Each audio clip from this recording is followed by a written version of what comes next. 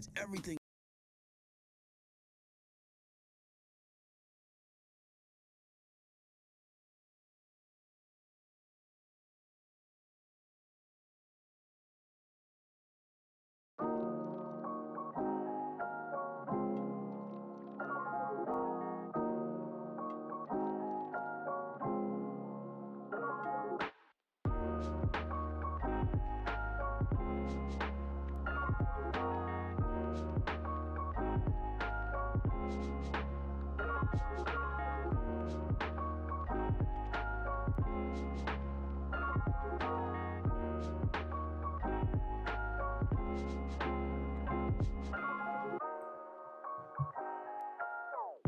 Oh!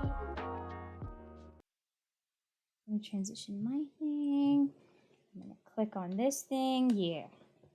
There it is. You know, if you want me to go head in. No, I didn't start anything yet.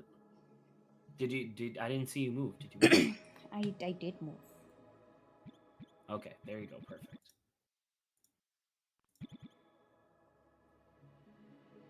Hello and welcome back to the final episode of Tunic. Finale. It is true that there are health, damage, magic.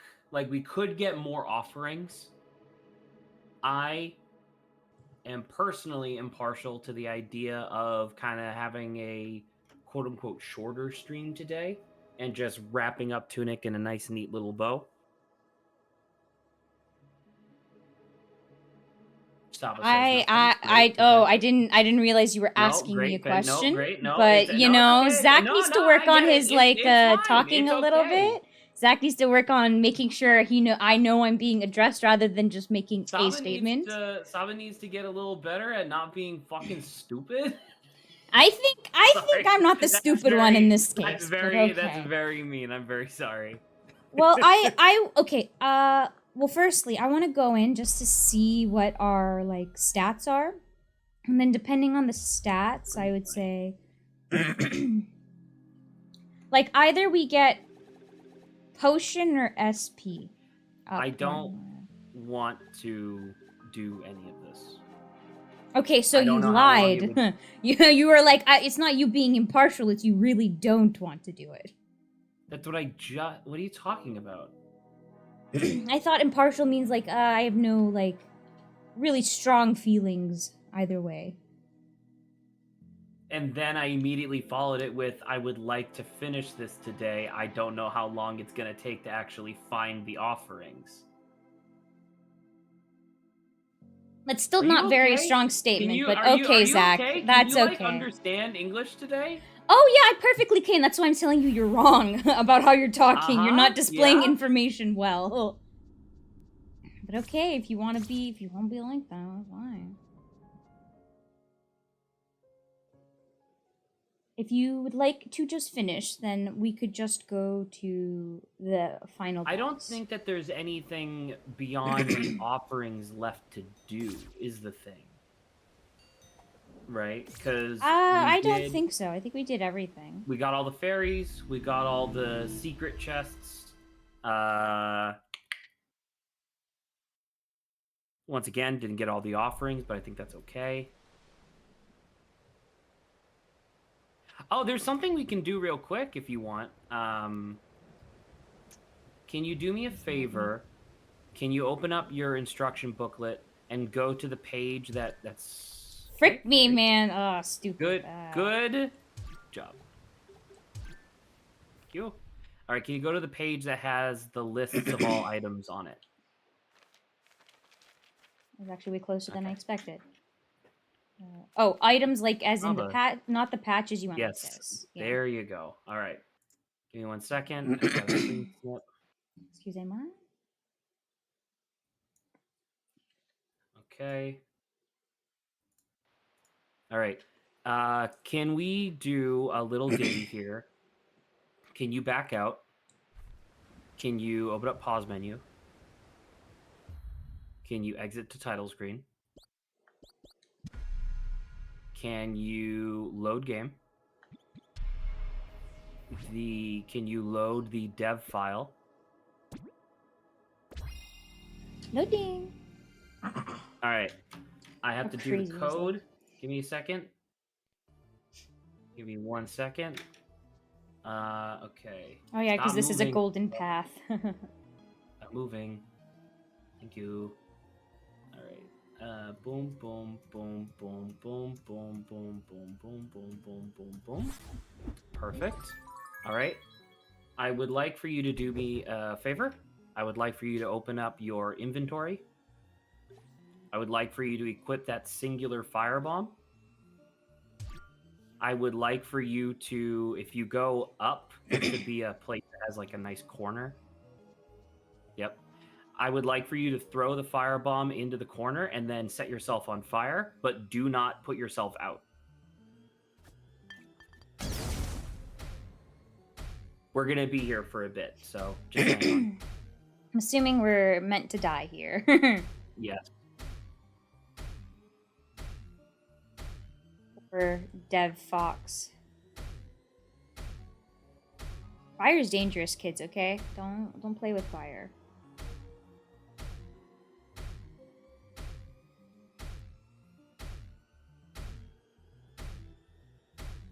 I need the music in this section. Pretty creepy, too.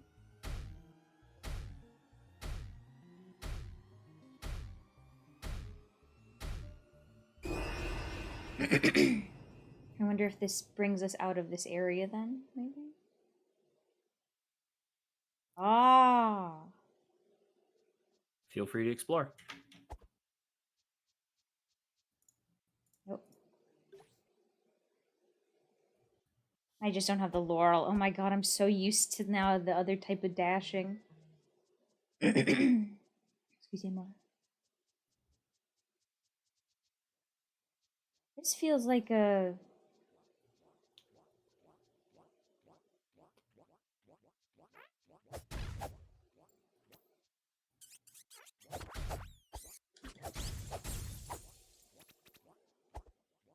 feels like the game before anything happened. So, in a meta-textual context, this is literally what one of the early development versions of the overworld looked like. They left it in the game as an Easter egg along the golden path. Oh, they just left the sword there. Cool. There's not a whole lot to really see here. Like, it's relatively large, but there's not exactly a ton of content in it. There is a thing towards the north that's cool to see, but we can do that in a bit. Okay. Once again, it's your prerogative. Like I says, it's just a cool thing to look at. There's not really much here. Yeah, it's a cool thought, because you can still pray and do all that stuff.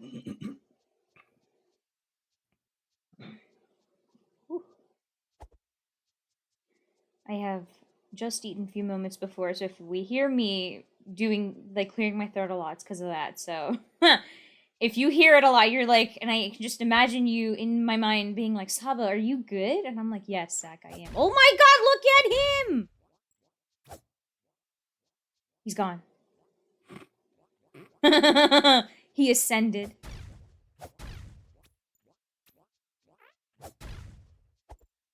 Man, I kind of want to fight the man.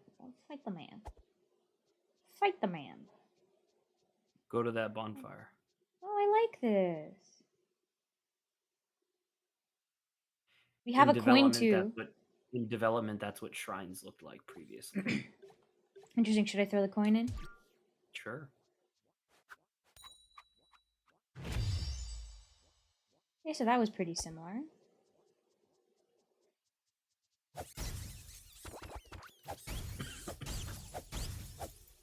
Oh, there's another one there. Pretty close, I would say. Okay, let's just hit. I think there's another blob down there. I understand. I do think it's pertinent to mention, once again, that there is literally nothing to get from this other than the fact that it's like kind of neat. Yeah, I like kind of neat stuff. All right. So if you look at this along the wall, obviously you can see that big decal that's on the wall there. Yeah. The community doesn't know exactly what this is or like what it means in terms of like the meta narrative of Tunic, but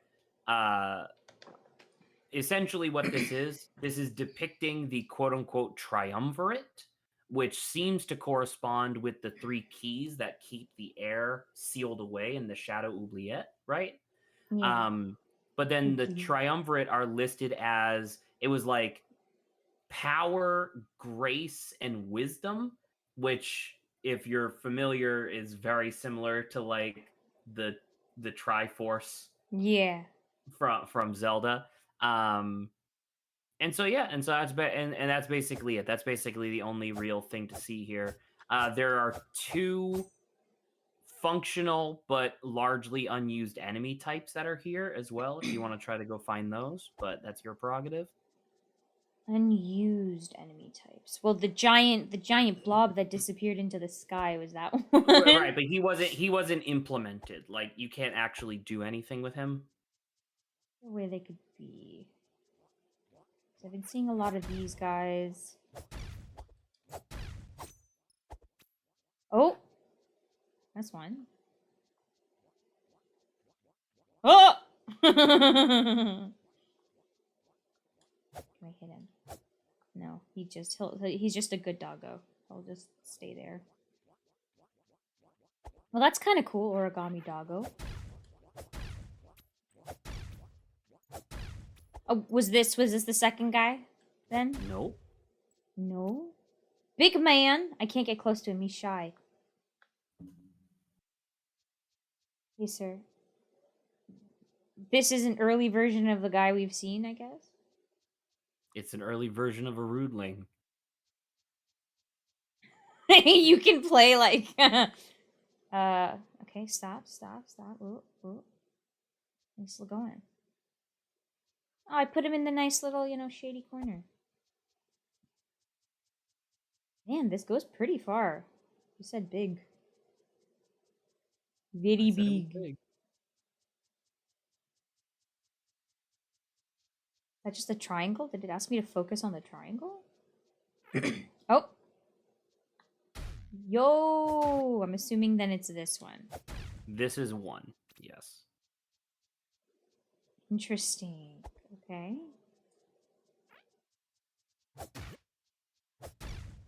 That's a weird bridge. Like, what if that bridge was a mimic? Zach would be ecstatic.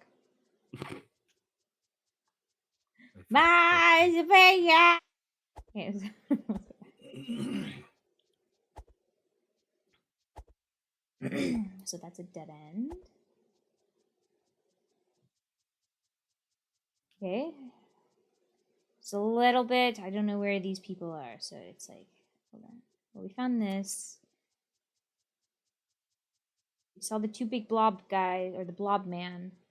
We saw the wolf dude. We're missing one, I think, based off of what you tell me. Oh no. Okay, I think I'm pretty okay. You could probably tell me the last one, because it would require a lot of It's just an unused knight. It's just like a very geometric... Like it seems like in early versions of the game, the idea was that enemies who were like unnatural and magical were comprised of like polyhedrons and stuff like that, like geometric polygons, whereas creatures that were natural and from the real world were more organic in shape. Seems like that's kind of what they were going for initially, and then they eventually changed that. So yeah, so that's everything. If you wanna leave here, you just quit the title screen and go back to your normal one. Well, that was neato. You hit new game. Oh, stupid. Oh, that's my bad. That should be fine. I think there should be a save. No, I think overwrote the save file. I am going to just shut down my computer. Title screen. Okay, you're yeah, look, we're fine. We're fine. We're fine. I'm glad that was a very short intro cutscene. We're starting the game over again, guys. 100%ing it this time. Okay, so, okay. We should just go then to the Heir. Yeah. So I guess I don't really know which one you want to do first. You want to do... I think you should do the regular boss fight first, and then do the true ending. And from what you've told me, it does not conflict with, like, each other. So if I choose one, then it's okay to come back and choose the other. I'm 90% sure that if you do one, it just doesn't save your game afterwards. Okay, that's good. Alrighty. Let's go fight the lady. So, talking to her is true ending. Now that you have the full instruction booklet, attacking her is the normal like. Okay, I was wondering, yeah, why she. Sorry, not this. Yeah. Sure, I could agree with that. So we want to attack her first, then. Yeah.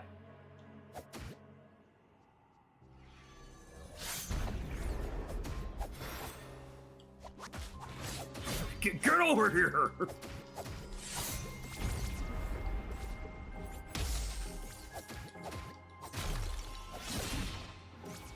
Oh my god, I didn't even realize I was already that low on health.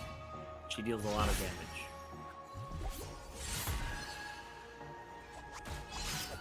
She actually seems to deal a lot of damage by just hitting you multiple times in a row with, like, the same swing.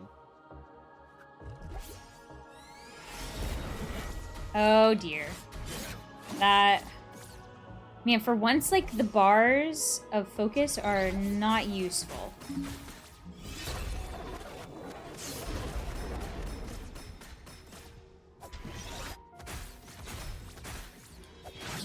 You gotta stop spamming the blink, Saba.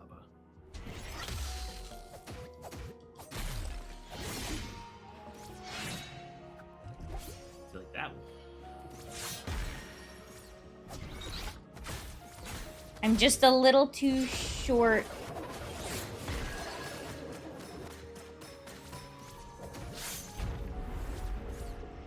Oh.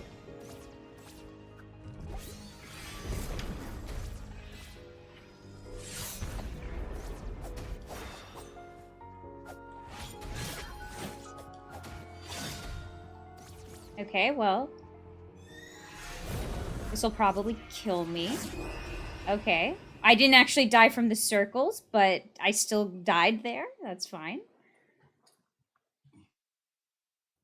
I'm wondering if the ice is useful. I think the ice is extremely useful. If I could give any advice, I would just say try not to spam the blink as much. Like, you should, because the blink is instant, you really should be using it, like, right as you're about to take damage, like, right before, or in order to get back in to hit her, right?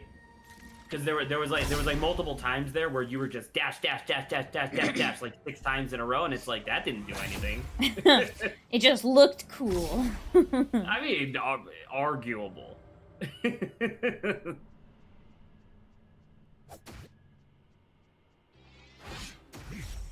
Nice. Well, fucking idiot.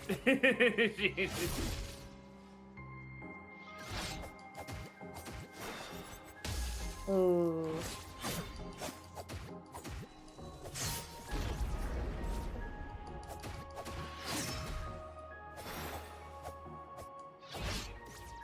You gotta hit her. I know, I'm trying to... I'm just like, I am one step away from... Ooh, Saba doesn't like the grapple hook anymore, apparently. Well, the thing is, she like... he doesn't get interrupted by it. Yeah, and that was like one of the useful things. Oh, I mean, it's also nice to just pull her in for extended combo, but I agree with you. Oh. This only works if I focus on her. You should probably drink more. Zach, we don't encourage alcoholism here, okay? You should drink a lot.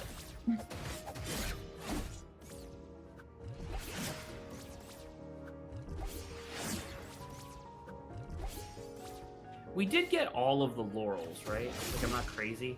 Oh. Yeah, everything was gold. It just feels like your potions aren't really healing you for them. Also, you're almost done. Yeah, but... Yeah, I got distracted, actually, when you said I'm almost done. Oh, yeah. I needed to dodge there. The thing wasn't bad. The... That was your second attempt, and you almost killed her. I think you're fine. I think I'm doing okay. You need, if I could give a little pointer, don't just do cool, like, sword katas in front of her. You need to, like, hit her with the blade. I'm just like, I feel like I'm close enough, and then he just starts swinging, and I don't make contact, and I'm like, why? Why are you so short? So I believe you, Saba. However, after the second time you swing and make no contact, you shouldn't do it another 6 times. let me just swing,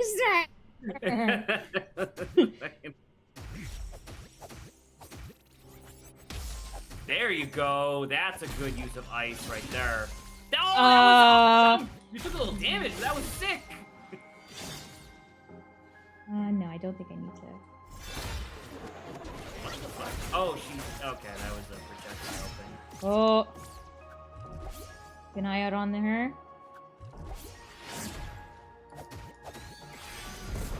Oh, no, my least favorite move. I was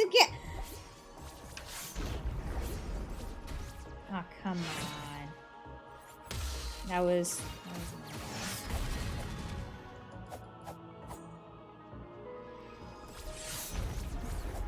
I dashed one too many times there.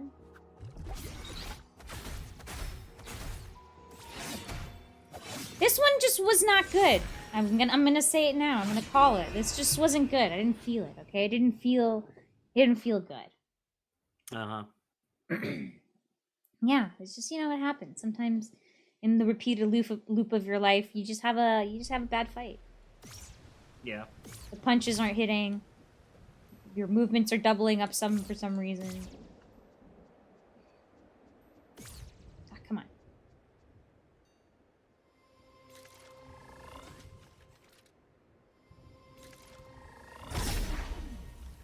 Man, that little ditty that just happened reminded me of Oberdin, where you like start pulling out the pocket watch, and right before you get sucked in, you close the pocket watch.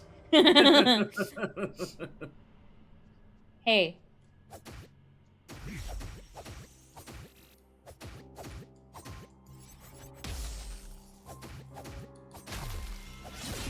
Oh shoot.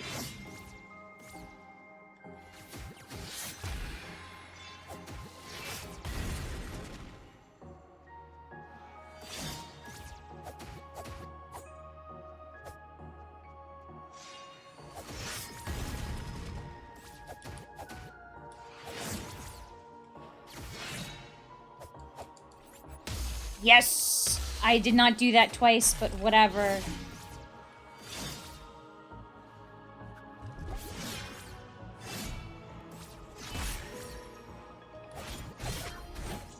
Oh, kid. Come on. I'm trying my best to time these properly, but...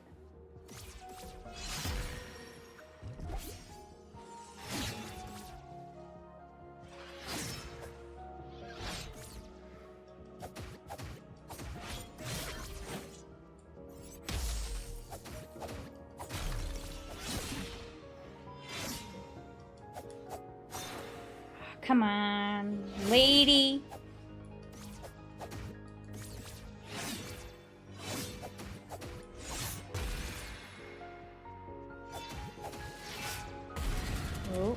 that was great, Saba. Beat the shit out of this lady. How'd she do that with her head? One more hit, Saba. Come on, just hit her. There you go. All right, let's see if there's a phase 2. Oh my god, don't do this to me. Yeah, there's a phase 2. I'm gonna die. I'm just gonna... She's too powerful for me. Actually, I wonder if... Yeah, look. She's definitely too powerful for me. She's taking away your max health.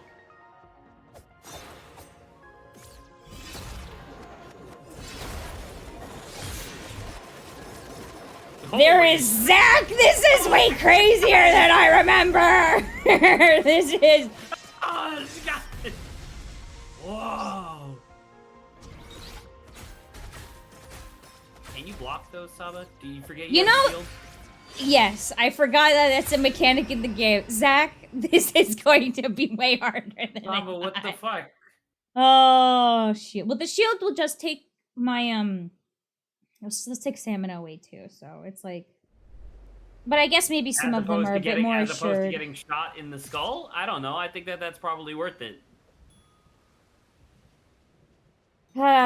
Okay, so I think I should be more conservative with some of my stuff. I think you just need to learn her pattern. That's all. Some of her attacks are like quick recovery attacks. I'm not used to really those. She does feel like a final boss, yes. Oh, I talked to her. I'm so sorry. Did. Well, I guess this is happening first. Good job. God dang it! Good well, job, it's kind of it's similar to when I accidentally click the shrine. They shove X in front of me and Yeah. Well, it's okay. A harder thing will take longer, and let's just get this one out of the way quickly. Let's see what she does. Hey, person, you want to take a look at this book?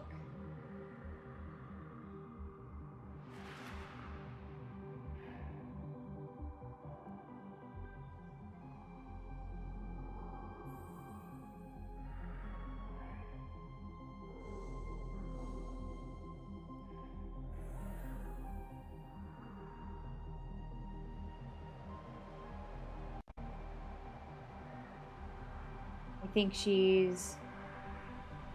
What's happening?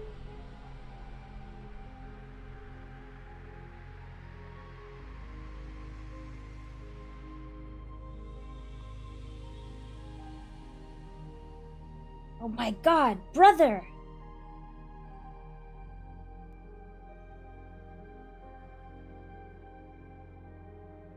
Wearing the same outfit. It's actually the same colors too, which is cool. Like, what do you think the book did? I actually have an answer for you there. Oh, okay, wow. That's very convenient. Shoal dice. Okay, well, feel free to explain that as I guess we see. Oh, this is so cute! They're just going everywhere together!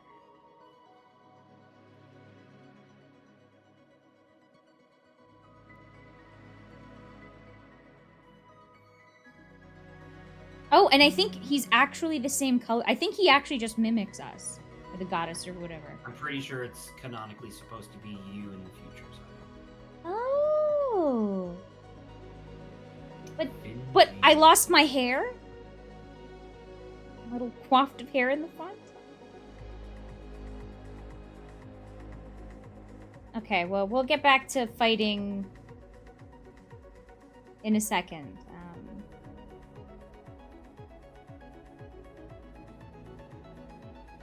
Finji. So yeah, I guess I could take this opportunity to tell you the same stuff that I told you on stream yesterday, just to kind of get it in this recording session. So we had a couple people who were in chat over the course of the playthrough who were talking about like runic and tunic and stuff like that, like other secret languages that exist in the game and whatnot. So Runic is the writing system that exists within the game. It's based on phonemes as opposed to like an actual alphabet or anything like that. But it turns out that when you do like the final quote-unquote in-game puzzle, which is the thing where you enter in the golden path mirrored and back to front, while you're in that like alien tower room or whatever, it gives you a URL which leads you to the website that what's his face. A lot of scary stuff. I think that was John Smeeth, right? I think so, yeah. Gave to us on that website, which was, I believe, called "Do You Fear the Far Shore?" or "Do You Fear the Eyes of the Far Shore?" something like that. It shows you this like crazy psychedelic octopus ink blot test with like music playing in the background, and if you hit F12, download the actual sound file, which is not protected on the website, download it, run it through like an audio spectrum analyzer to like, or not analyzer, visualizer, it will show you visibly on screen what notes, because it's not just notes, it's like one note to the next note is itself a character in Runic, and it shows you what that corresponds to. So by doing that, people discovered that almost every single like musical tone in the game corresponds with some sort of like Advent phrasing.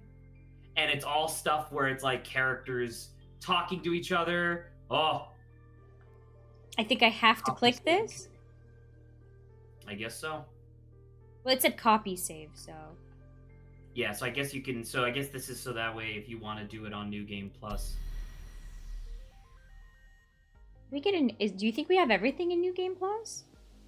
It says you get to keep all your items, but you still have to do all of your objectives again. So you have to get all the. You have to get all the keys and stuff. Yeah, look at me. Look, you already have your shield.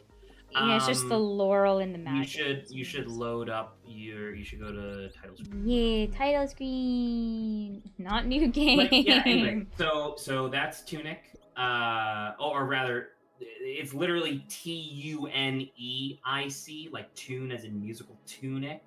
And it's believed, or at least it was believed 9 months ago, that the secrets could go deeper, where it was believed that there are certain areas of the game that seem to just have like a weirdly shifting like pair of hues back and forth between them. And people were theorizing that if you figured out how to translate the hexadecimal codes of the colors as they shift, that could also lead to a language, but no one was able to figure it out. Man. Yeah, and I think, as I said before, it's so many layers deep. It's crazy. Freeze.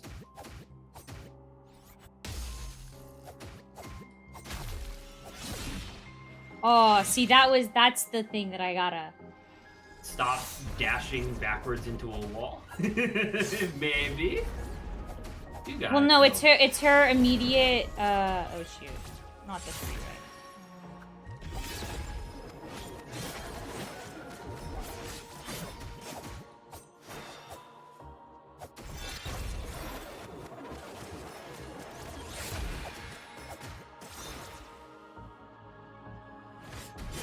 Now.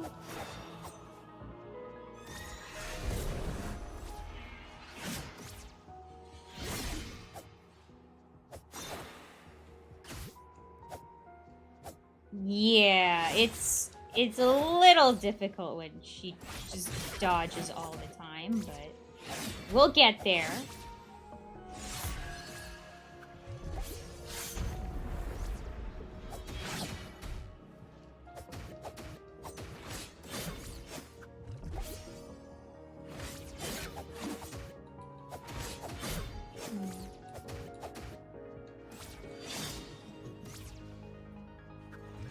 Nope.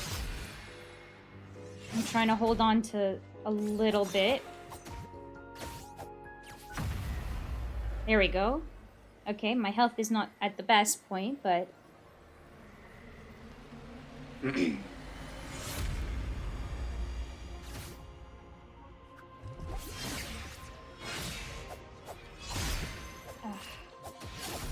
I'm also not super familiar yet. It seems like the moves are kind of the same.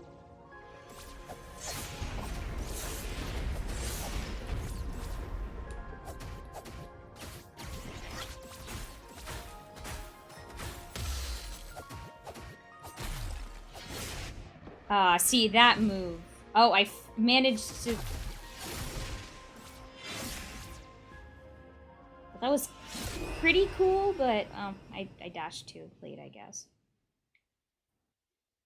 Okay, if you want to keep explaining about stuff in the background, that's fine by me. I don't know if there was anything else. I think you finished off the thing by saying they couldn't get any further, right? In terms of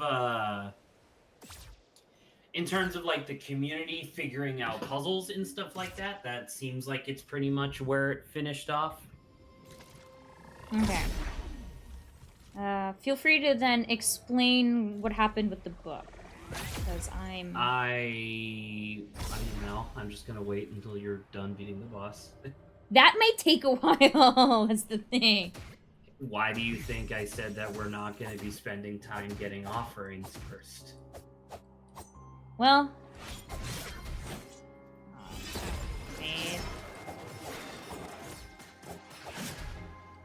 You know what, just kill me. Clearly, my ex, I need to be very, very prior to even her moving. I need to press X. Well... Oh. You know, something I can kind of throw out to kind of see if I can talk while doing this. So I have a... It's a really short topic. Oh! Nightless. The book has a rather interesting depth to it, which I just got in, so I can't spoil. He hasn't... Well, Zach knows the information, Night. He just kind of... I think he wants me to finish this first. Hello, come over here. Come over here. It didn't work. You woke up. This is unfair. Why did you get to do move?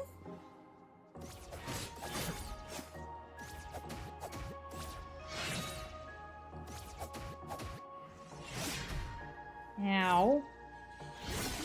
I don't understand. Why do I deserve to get hit like this? Because you are evil. What the fuck?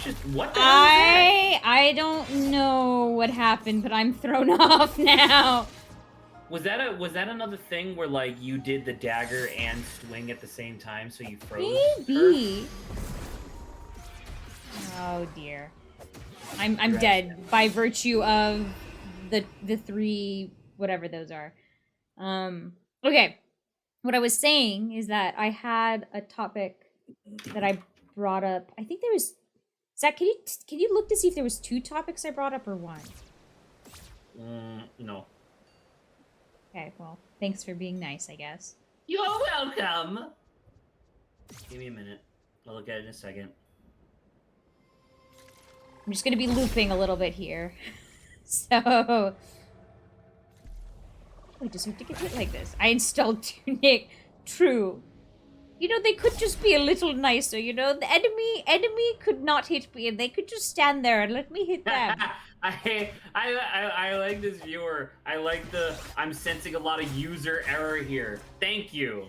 That's what I've been fucking saying. I don't think the shield is really worth it, because I blocked each hit. Oh, come on, what? Stupid ice. Alright, and you said, do you have 2 topics in there? Oh, I saw you did have like a D&D topic that you threw in there. Ah, see, okay, that was the second one. So you have 2 in here. Sunday stream, SOS DLC. I'm assuming that's an L. And D&D question, combat, is it always a fight to the death? Those are the two that you put. Yeah, so still in the midst of watching Fantasy High.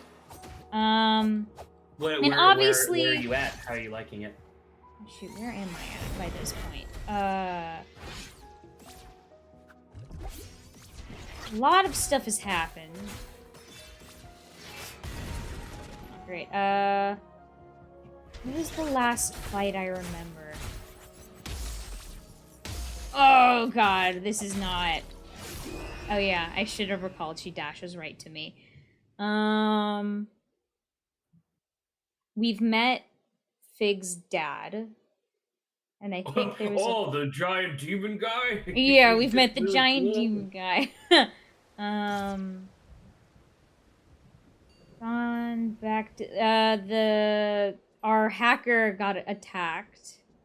Oh my god, the whole sexy MD thing at the hospital happened. That was hilarious. Oh my god, that was amazing.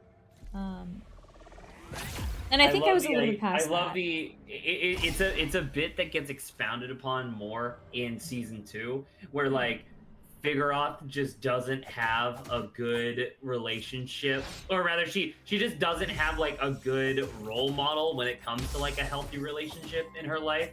So she gets into like really that was fucking sick. Good job. She gets into really like intense and dramatic relationships with no intent on like actually committing to them ever. And it turns into this whole thing where like in season 2, she has like fucking like 5 adult men who are constantly like contacting her, assuming that she's a different person. That's really funny. Like her disguises are just that good. Like she's just that talented of like a disguised rogue, and it's just like that's really funny.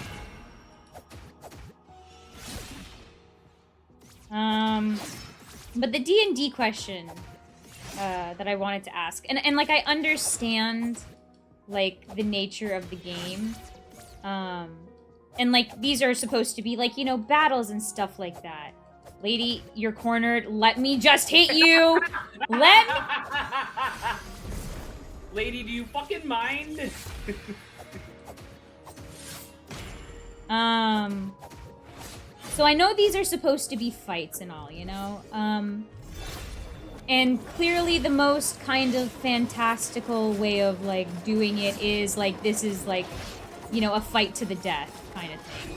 You know, like how I just died. A fight to the death.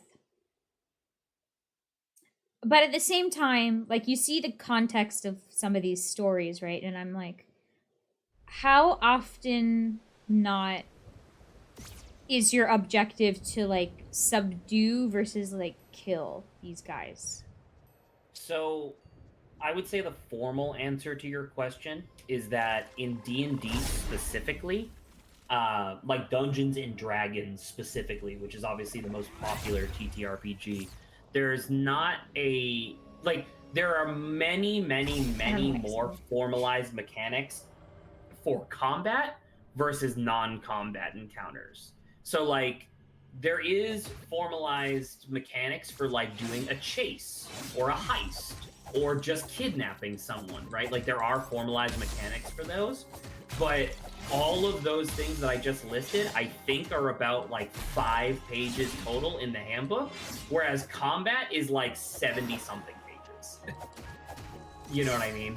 So your question of, does it always have to be a fight to the death? No. In fact, I would argue that most of the best fights in, like, tabletop RPG stuff is when you don't have to fight them. When that's not really your objective at all. Your objective is something else, and it's just that they're in your way, you know? Yeah, because it feels like listening to Fantasy High and stuff like that, it feels like as soon as, like, you quote-unquote defeat someone, like, you've just killed this, like, high school kid. And I'm just like, okay. Like, it's instead of... And I guess there is something where it's like, if they got rid of the main guy, first, maybe it would have prevented, The fucking Heir just juking you 4 times in a row like some sort of plebeian. Oh my god, that was awesome. Sorry. So, I hate these with a burning passion.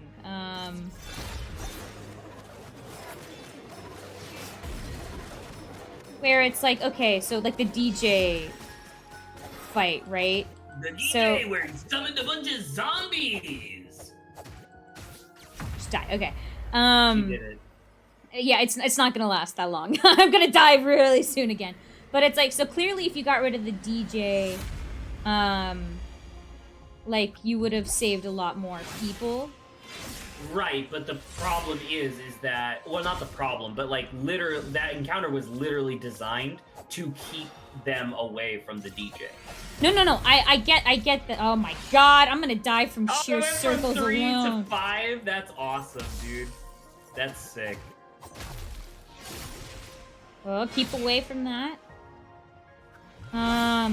But it's like, is it up to also the...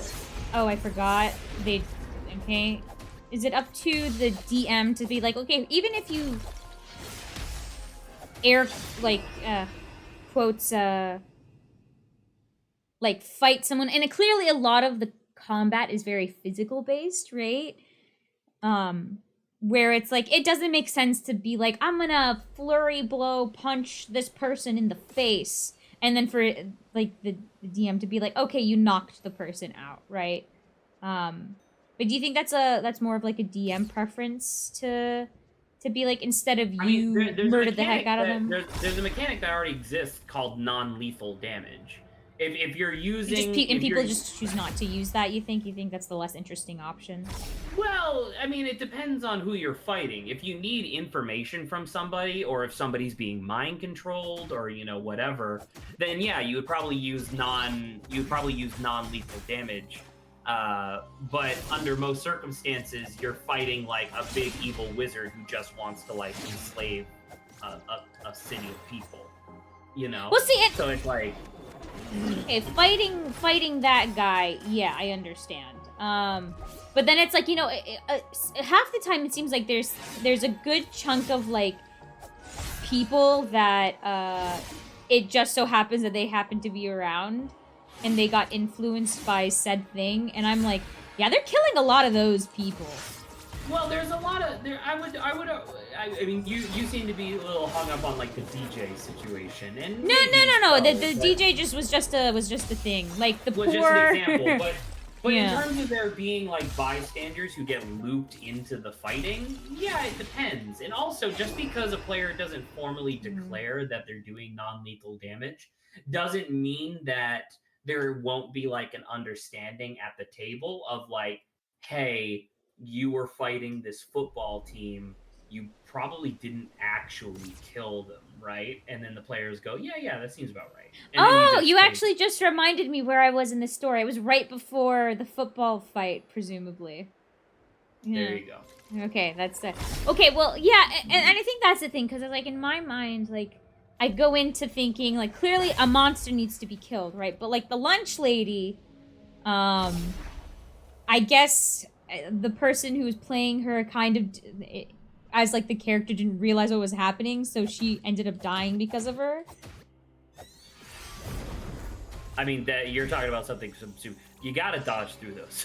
I know, I hate them. Like, I know you hate them, but you're also just walking through them. Like, you're not giving them the respect they deserve. They keep hurting me. They don't deserve respect. Well, they keep hurting you because you don't respect them. So one of you has to change. And let me tell you, it's not going to be the video game.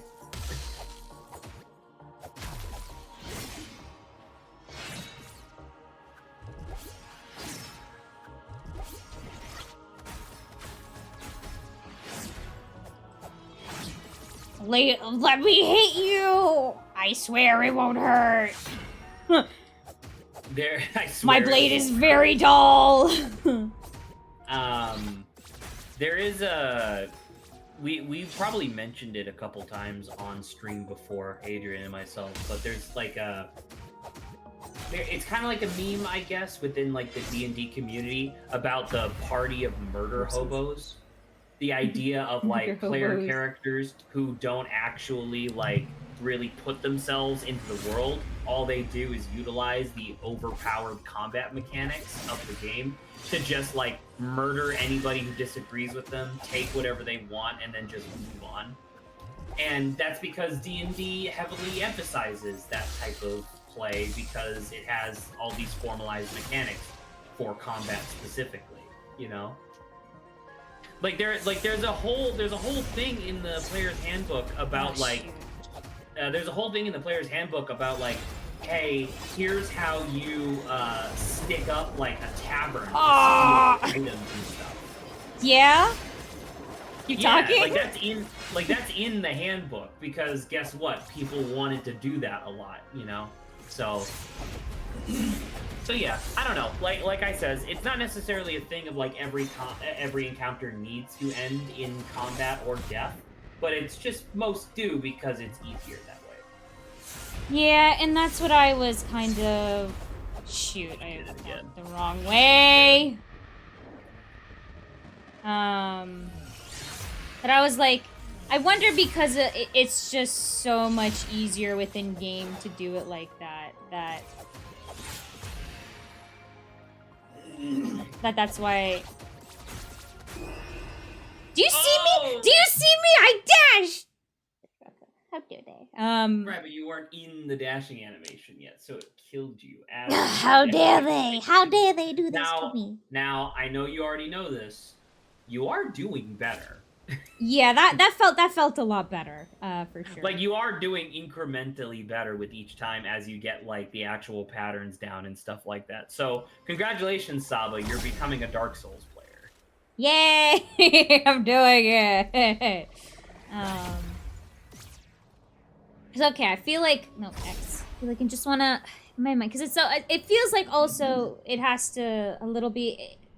Not only is it easier, but for like the DM and stuff like that. Oh. You know? She fucking decapitated you, man. Oh my god. Hey, but guess what? I guess I didn't get hit by the other stuff. I'm just never. Hey, I'm never close. Can you do me a favor? Can you die? Yeah, hold on. I just won't. What happened there?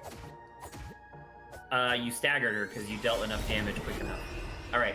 Can we look at your cards? Can we look at your patches on this reset? That may be useful. Yeah. So, I was just thinking, This isn't useful. Yes, that's not useful. I would say put both of the Spirit Echoes ones on. Wait, did we figure out what this was ever? I don't remember. It was like, did we figure that out? I mean, I mean, if you want, I can look up real quick what they all do. Yeah, that'd be nice. Do we have all of them? You think? No, you're missing. You're clearly missing one. One. Oh, well, at least we got most of them. Let me open up. What happened? Okay, it was just being weird. All right, let me see your patches. I will let you see my patches. Give me a second. Do you fucking mind? I'm looking to see what we're missing. I think maybe we don't have Dagger Strap. No, we have Dagger Strap. I don't know which one we're missing then. Huh. I don't know. I'll tell you in a second. Fucking calm down. It's the other one with this. You are missing the Cyan Peril Ring, which is raises defense when on low health. Okay, yeah. Because I would say keep the orange Peril Ring on. That seems to make sense. I like the movement. Inverted Ash. HP potions become MP potions. We got that. Slight increase to movement speed. That's the Hermes one. Yep. It's actually called Anklet. Perfume increases stamina recovery. Oh, that's nice. Definitely have that on. Which one would be okay to, you think, switch off? I also have this one, which does that increase damage, you think?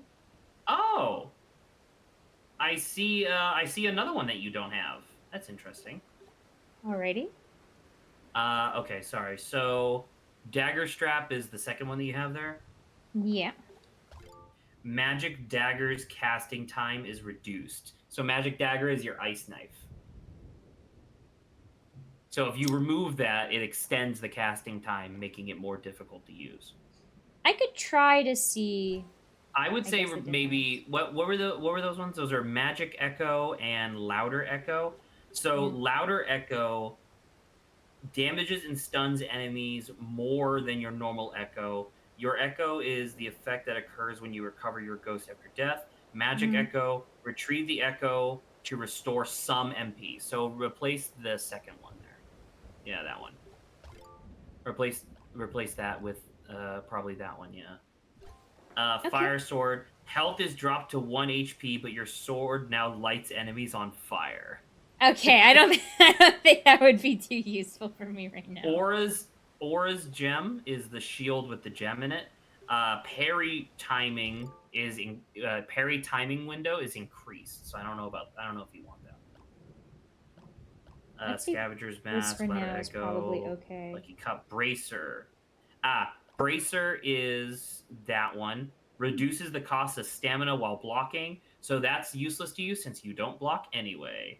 Tried blocking. Tincture raises your attack while lowering your defense. Yeah. I would say the only other combination would be like this one. And then I don't know, maybe that one, but for now, this is probably. You don't even block. You think you're gonna start fucking parrying now? Well, the thing is, I tried blocking, but it also doesn't really. It doesn't seem like the nicer option in my mind. When she does the dash in on you, your block would normally work, but then she's also summoning pulses of magic, which means that it doesn't work. Yeah. And her swings. By the way, it's a he, but. Not our goddess. Okay, it's just us. I'm totally okay with keeping it as the goddess because that's what we've been saying this whole time. But I do believe it's literally just you in the future.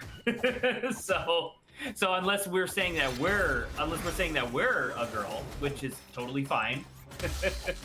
Look at my beautiful hair. Look at my beautiful little hair. Wow, that was sick. Again, oh my god.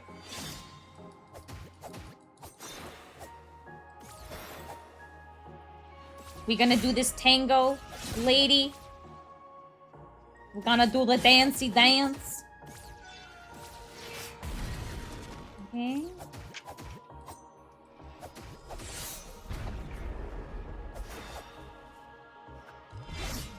Why do you fight me?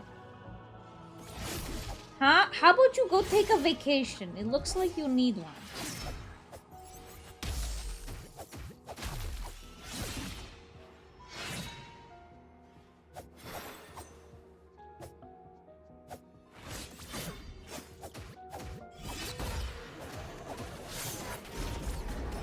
Ooh, that's a tough call.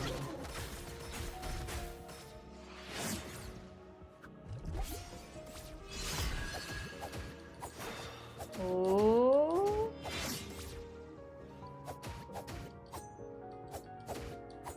You're literally not moving any.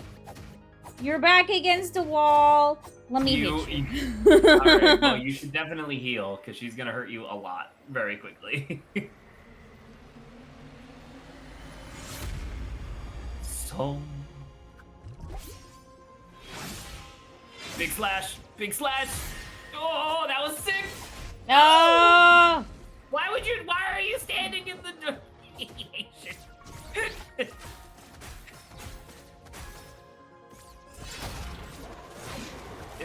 Fucking hailstorm, oh my god! The sky is falling.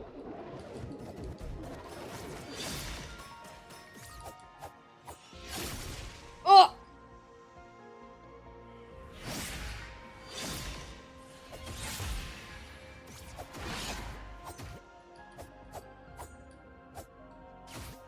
It's not nice. I don't enjoy just being juked, okay? No, stop! You have healing! Yeah, but she's fast! I know! It's a Dark Souls boss! You gotta work with it! Oh, this is not good. My skin! No, my weakness! I thought 3 circles were tough. Topics, Alba? So I've been playing Story of Seasons, off to the side. Oh, okay. Yeah, so I've been enjoying it pretty good. It's like, and I don't expect you have gone back to like that one episode where I like talked a lot about what I don't think is as good as like previous games. You'll be surprised to learn that I have not. Very surprised. But it also came with like a DLC. Now, to be fair, because of like how the pricing was, like it didn't really cost me that much to get this DLC. But the DLC, and let me kind of freeze. You gotta remember to combo that. I do. I'm just afraid that that'll happen, and for some reason it'll freeze her. Well, then don't fucking do it as she's dashing in, you crazy person. I didn't click that one. That wasn't me. I genuinely do not believe you. But based on how much you blinked around the battlefield, I'm 90% sure you're just mashing buttons in a panic. Maybe, I don't know, maybe that, to be fair to how things are in reality, maybe. But just to kind of be like, oh, this kind of sucks, I guess, a little bit. In terms of what a DLC is and kind of quality of game and stuff like that.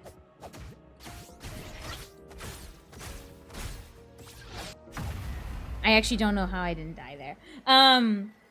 So the DLC of the game is like, we're adding like 3 little side areas. Ew. What the fuck? I think it's because she started doing that. She was trying to do a dash. That's silly. That's not fair. Actually, that time I comboed it, Zach. That was pretty neat, wasn't it? Yeah.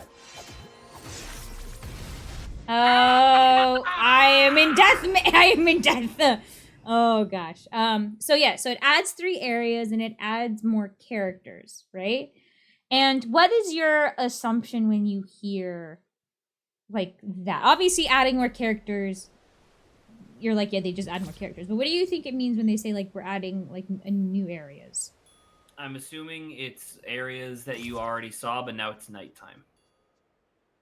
Really? Is that your serious answer? I don't know whether or not to take you seriously. I have a very low opinion of this game. Okay. Well, tell me, not in relation to this game, but, like, in terms of, farming sims, what does that normally mean, you think? When you add side areas? Well, yeah, so the DLCs, they've added more areas. More areas as in areas to explore, or areas that you can farm in? Area to explore. Areas to explore, alright. So they added, so stick with me, they added a desert, so you can have some arid plants that you can grow. They added a swamp, so that way you can have some arid plants that you can grow. And then they added an urban environment, so that way you can have some arid plants that you can grow. Oh, Zach, okay. You're adding gameplay to this, to which I will let you know you're being more generous than you actually think.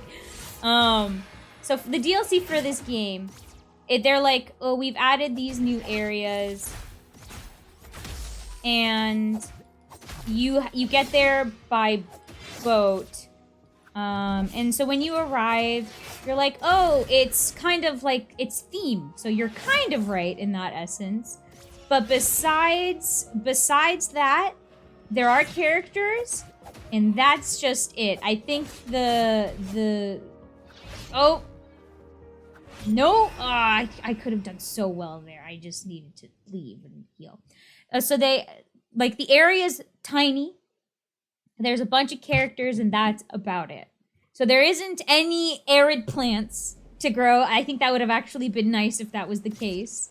But that's what the DLC is, and it just, it feels lackluster for the most part, and probably even less than like $5 worth of, like, the characters are cool. Like, don't get me wrong, some of the characters are actually from previous games. So they had to make, you know, models for what the game, like, the current game is. So that was certainly, oh god, I hate that so much. But the thing is, but it was just kind of like disappointing, I guess, to see that, and it's just kind of like, you like how she can't reach me when I'm like right next to her. Only thing is that my thing's really low.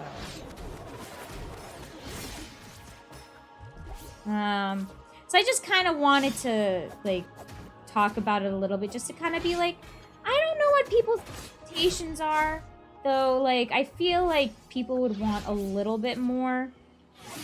I feel like people deserve a little bit more if they're paying for, like, DLC. I don't know. I don't like this fight. I kind of just want to die.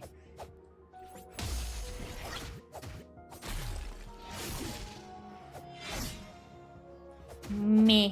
Gross. Yeah. The places that they made are themed, so the houses and the environments are a little different, and they are, I would say, even to a certain degree, interesting. But I think that's what makes it even a bigger bummer, because it's like, one, these areas are not even connected to the main game via kind of like a footpath. Like, you actually have to take a boat to get to all three of these areas. Like, it's all in under one menu. And then not only that, all of, like, the cool housing and stuff that you see in these separate areas, none of that's in the base game. The thing is, it doesn't serve any purpose besides being like, hey, look, isn't this cool? You get these really cool... Just kill me, lady, okay?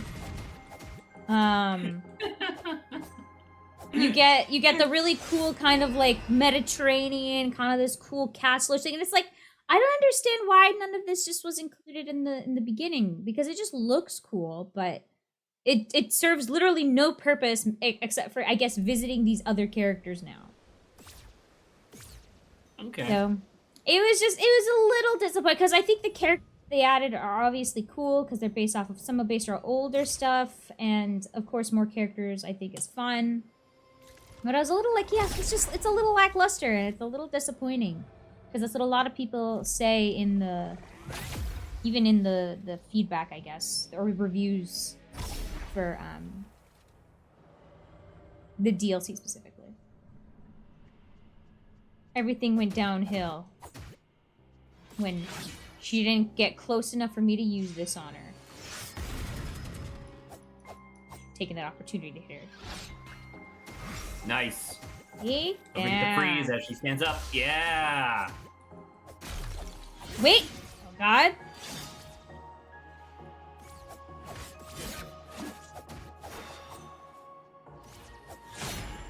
Ooh. Oh. The one more. I forgot the one more.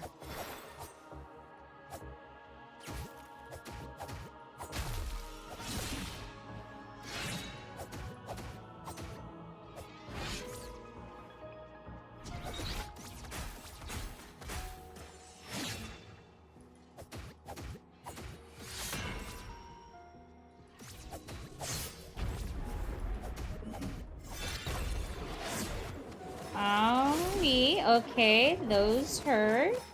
I will admit that, okay? Oh.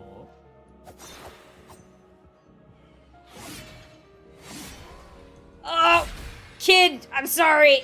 Yeah, it's very vital I do not hit fatigued mode. I can't not lose my vigor. My vigor. My vigor. Okay. Do. Okay, anything else that you have to talk? Please feel free to bring up. Because no. Yes, do it. I'm coercing you. I am psychic attacking you to do so. Psychic attack. So the largest board gaming sellers convention in North America just wrapped up earlier this week, called Gen Con, and I had been keeping tabs on a lot of different places, like top 10, top 25 lists of like stuff that they're interested in checking out. And that's what I was doing before. That's what I was doing before stream today. Some of these are pretty cool. For example, you obviously remember Clank. Yes, very The guy who so. designed Clank finally designed his second game. It's called Wild Tiled West, and it looks pretty good. That's a pretty good name. It's very different than Clank, obviously, in terms of like its actual mechanics and function and stuff. But it still has the same feeling in terms of like, oh, I can like customize what my town looks like and how I'm planning on earning points and stuff. So it's pretty cool. Nice. That's gonna hurt. Did that hit you? Yes. 3 pulses. No, I have to give me a second. I'm running away from you. Okay, so what's that about? Wild Tile West?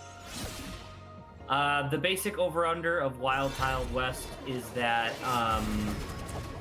you get like this map, this like grid-based map, where turn over turn you earn gold from your mines and from your like your town's businesses and stuff. Okay. You then spend that gold in order to buy more better tiles that you place on your map in order to like fill it out. And then depending on like how things on your map line up and what's covered versus what's not covered determines like your final score at the end of the game. And it's really cool because it's all like Wild West themed.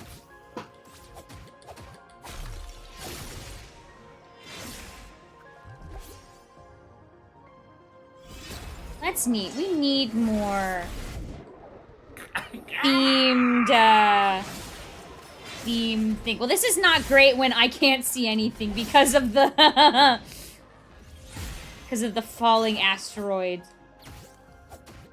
It's a good freezing beam, man. That's really good. You should do the freezing bolt more, because that was awesome. Luckily... Big pulses, big pulses, big pulses! I dodged those. You keep fucking freaking out every time there's a pulse.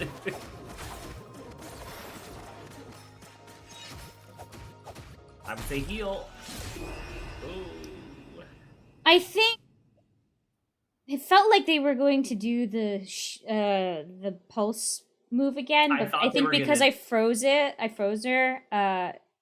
there's like the counter attack to the freeze, and I wasn't expecting Oh, that. You think so? I think so. Okay. But Once again, maybe I'm not to sound like a broken record, you are getting it. A little bit better. Yeah, there are some times where I start the fight and I'm like, no, this just sucks. This just sucks. Just kill me. But that one was pretty okay, I would say. Go into the thing! I know! This isn't the fucking pocket watch. The pocket watch takes 2 seconds to open. I know. That's why it's annoying to do this one. I know when I mess up. I'm like, Okay. Luckily, this is pretty good. Nice. Boom, boom, boom. Freeze. Oh my god. Near flawless.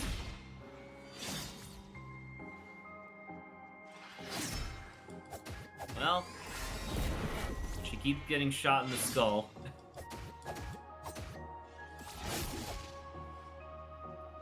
Lady.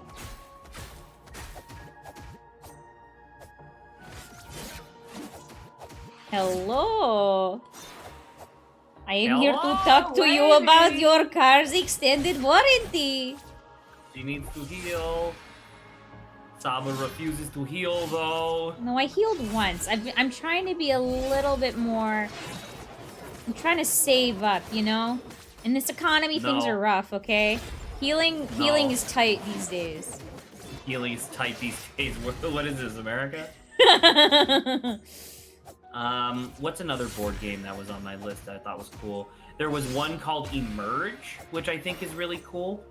It was described as what if Wingspan was about building up a brand new series of tropical islands. Ooh. Yeah. So the idea I like is that tropical. The idea is that there is like a well, the concept, I guess, the conceit is that there is a underwater. Okay. Oh. Did you hear the music and I'm sick? That's awesome, dude. That's so funny. I know you took a slash right after doing that, but I do want to commend you. That was a really good heal. that was like perfectly timed. It's just unfortunate because then she decapitated you.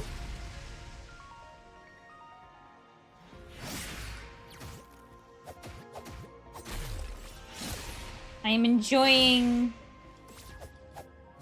the ability to do the freeze bullet, and that I don't need to press individually 2 times in order to get there using 2 fingers.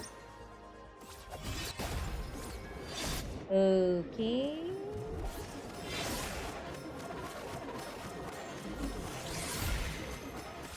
That happened a little differently than I was oh no. Oof. I know how to get past the 3, right? Because as long as I avoid the 1, I can get into like one of the corners and it doesn't reach where it. One of them was, the other 2 won't meet you, yeah. Yeah, I don't think that works on the 5 though. Yeah, I don't. Yeah, so that's a little tough. That's a little bit of a toughie. So yeah, so anyway, so the engine building concept of Emerge is the idea that like every round you have a certain number of resources that you can spend, either like buying new cards or building up your island or whatever. Any purchase you make will lead to more resources next turn by default. But the fundamental way that it's calculated is that like because your islands are literally emerging from the ocean, the number of trees and wildlife you have on the surface of the island is then multiplied by how like tall the island is, up to 5, and then that's how many resources you get per island for that turn. And so that seems really cool. It has like really nice, like simplistic art that makes it look kind of like a like an instruction booklet, sort of, or like a brochure, which I thought was really neat. Oh, brochures are neat. It's an interesting aesthetic, which I really like. Oh, there's another one called After Us, which is another like similar to Clank. It's another like deck building adventure game, but the idea is that you're playing as essentially different factions of apes from Planet of the Apes. It's not literally associated with Planet of the Apes. It's just very closely like themed after it, you know? Yeah. I'd just like to mention, I was doing really well at the beginning, and then getting hit with that like lunging and then spinning blade That one does a lot of damage. I would like to say the lunging into the spinning blade. I don't know if you recognize when that's about to happen, but you definitely have a tendency. You have a tendency to dodge backwards, which is why you're getting hit by the spinning, which seems to do more damage than the lunge. You might want to integrate, in general, you might want to integrate a horizontal dash instead of back. Okay, I'm gonna try to do that. Nice.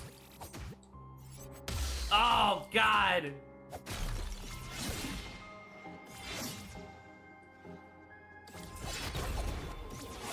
The bullet. Bullet hell.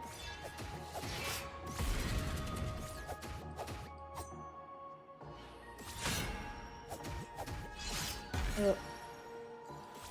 Nope, I wasn't expecting that one.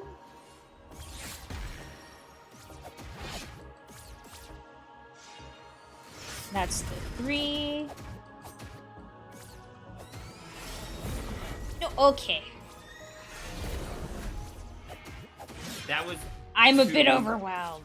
That was 2 triple pulses in a row. That seems a little unfortunate.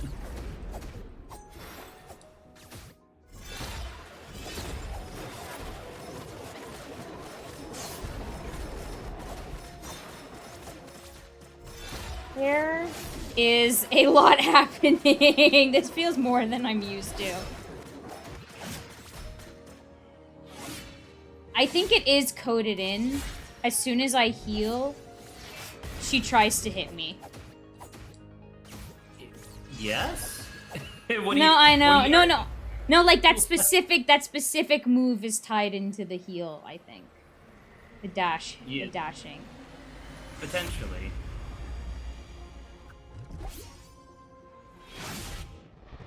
Ah!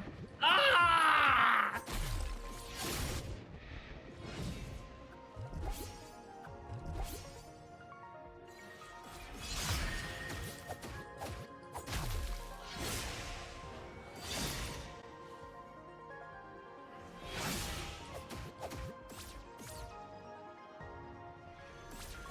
Oh.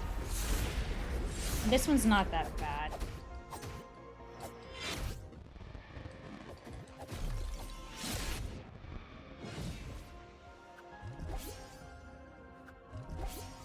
Okay. Pulses. Oh. One more. Yes! Excellent job, Zaba. Freezy bullet. Oh my... Okay, sorry. No. Yeah, I was doing the stuff, yeah, you were... Oh. Things are happening visually. I'm glad I avoided that, and I've got a huge space. Freezy bullet. Worth it, worth it. You gotta get in there! Come on! Come on! Big slam. One more! I did it! Alright, yeah, for the bad ending. Bad ending!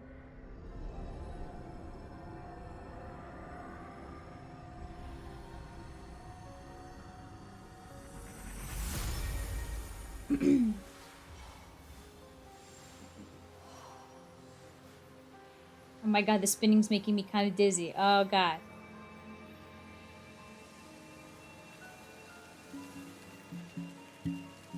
Oh, so they disappear here. Okay.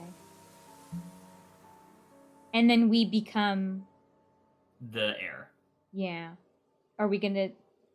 You're not gonna see it? Oh, here we are, yeah. Tiny blue.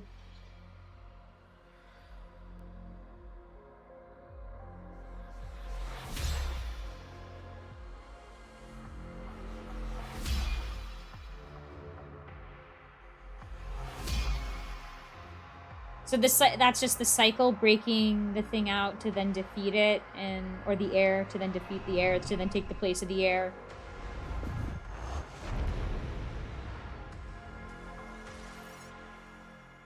And then you wake up as another fox. Wow.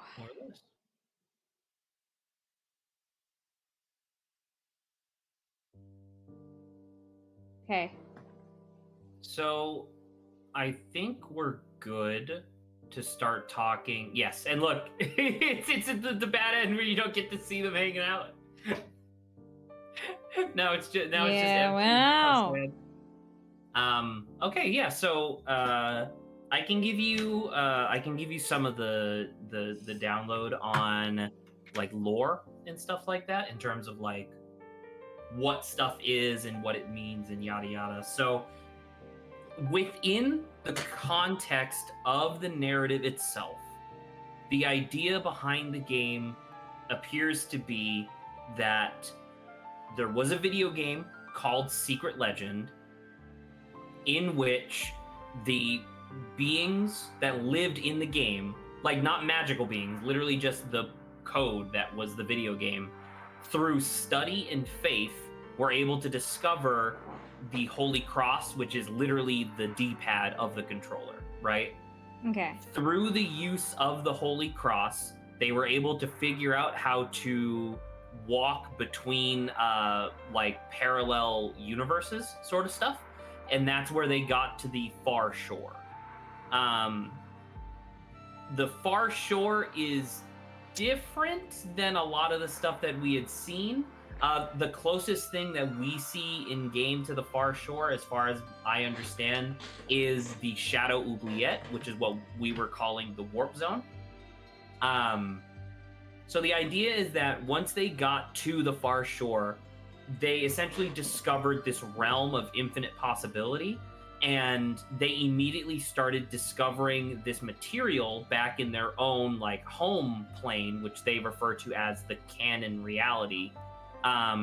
They find this material that allows them to do magic, allows them to like warp reality, allows them to provide infinite power, and they were in the process of trying to discover whether or not it could give them immortality as well. Dude, Will Wheaton backed this? That's crazy. Maybe actually that might just be somebody who said their name was Will Wheaton now that I think about it. But anyway, eventually, after manipulating and interfering in the Far Shore for a significant amount of time, the eyes of the Far Shore, which are the fucking eldritch octopus things, started showing up, and they weren't necessarily malicious. It was more along the lines of similar to how we were coming into the Far Shore and using their stuff to alter our reality. They tried to do the same thing with our reality. They were essentially like breaking down the barriers between the two realities, which was going to collapse the entire thing and essentially just corrupt the video game that they were in, right? So they devised this system where it's like, okay, here's what we're gonna do. We're game over. Found your rightful place. Ooh. Look, it says. Oh, this one says game over. The other one says the end. Right, because the other one's the true ending, right? And look, okay. Retry. And this one just has retry because it's the return to seek another path. Yep. So, after the eyes of the Far Shore started breaking down the walls of reality, the foxes determined a system where they were like, okay, here's what we're going to do. We're going to designate a certain individual to be the anchor of our reality. We're essentially going to give them their own pocket reality, i.e. the Shadow Oubliette.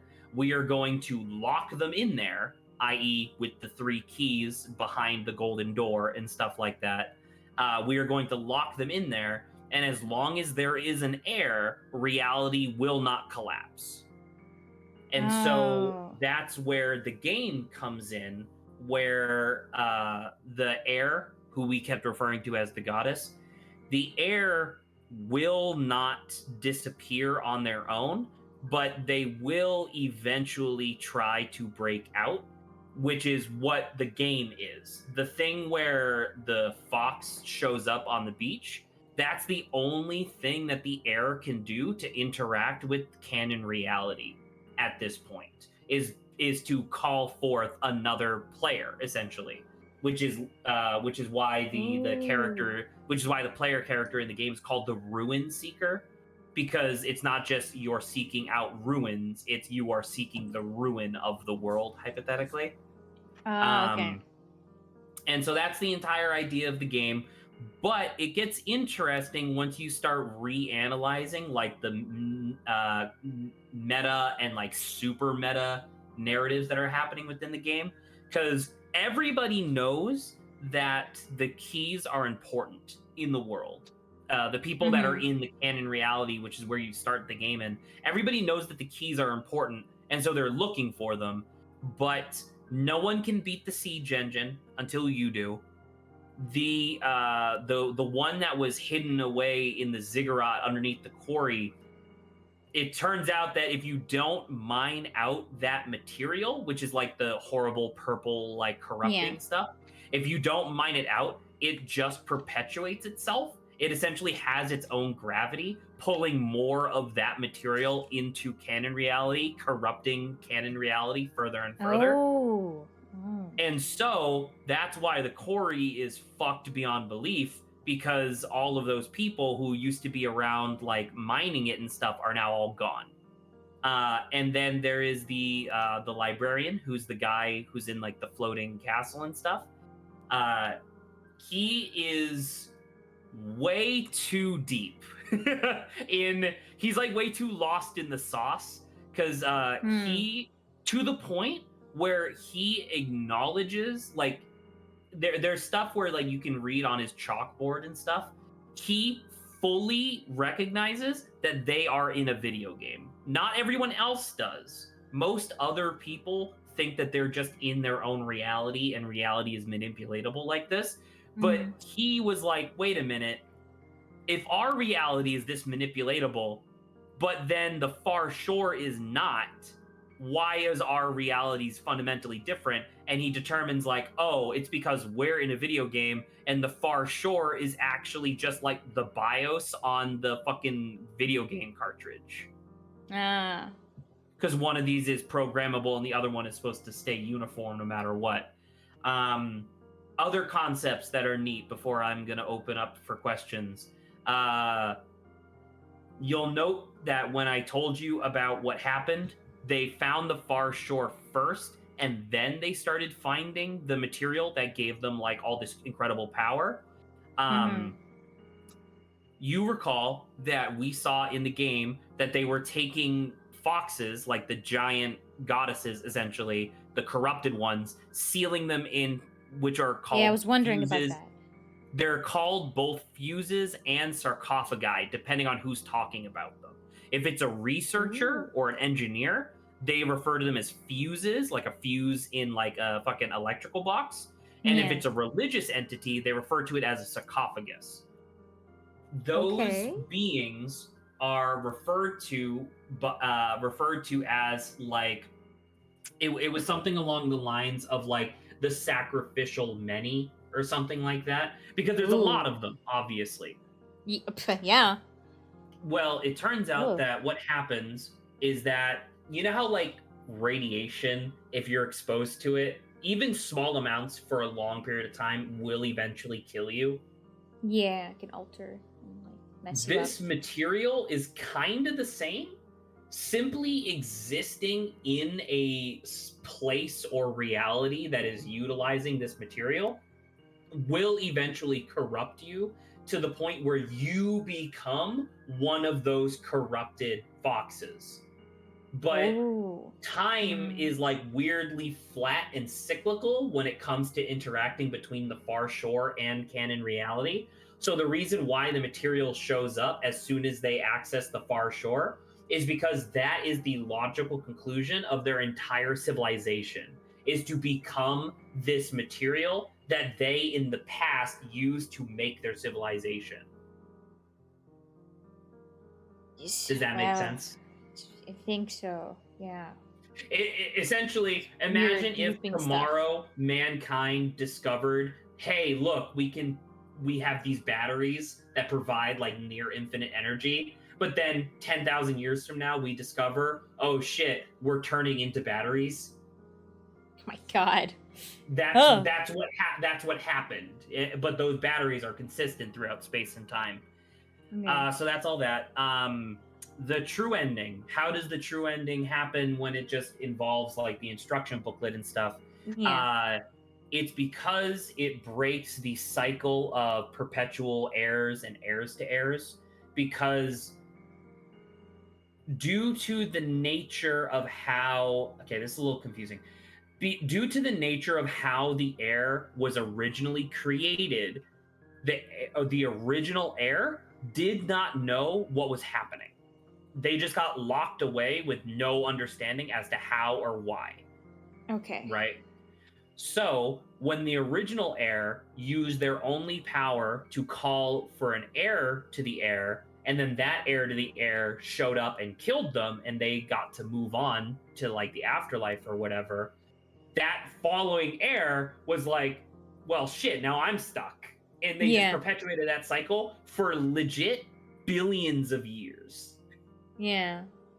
And so that's why finding the entire instruction booklet breaks the pattern, because the book straight up tells you this is the good end, this is the bad end, and you show it to the final boss, and the final boss is like, yeah, that makes sense. Yeah, that makes sense. Okay, I guess. Well, and once again, that's why, like, in the ending, that's why they look exactly like you, because that's hypothetically just you, older, having had waited in the Shadow Oubliette for your arrival, right? So yeah, any questions or anything like that? Because obviously there's a lot more like details in there and stuff, but I don't know how much of it I could remember off the top of my head. Like, I think content-wise of like, oh, what were the people saying and stuff, like, I don't think there's any overarching questions. I sent you a video for that, Saba, specifically. Oh, is that what that was? Yes, I did. Saba, the video was literally called Translating All Dialogue in Tunic. I got the Meow Corp thing. Oh, it's all the way up here. Okay. Yeah, I don't know how that one flew over my head. I was like, I genuinely don't recall seeing this one. I guess it's just me, my brain, as usual. I'll definitely go look at that. Most of the NPC dialogue is insignificant because it's just people talking about whatever. A lot of the dialogue with the librarian is interesting because the librarian is mostly just depressed, honestly. Oh. Yeah, because he's there at like the end of the world or at the end of like his rope, and he's just like, I can't do anything else unless I get the instruction booklet, but there are so many pages that I just don't have access to. Because think of how many pages of the instruction booklet were only accessible after you got the blink ability. Right? Yeah, that was a good couple of them, yeah. And I don't even know if he had access to... The librarian was only as strong as he was because you were fighting him on his home turf. If he wasn't there when you fought him, you probably would have just blown him over in like 2 seconds.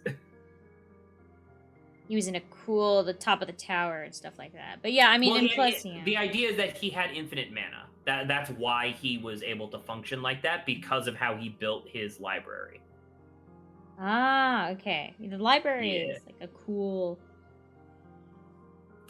I think it's like a conduit almost. So I'm trying to think, is there anything else?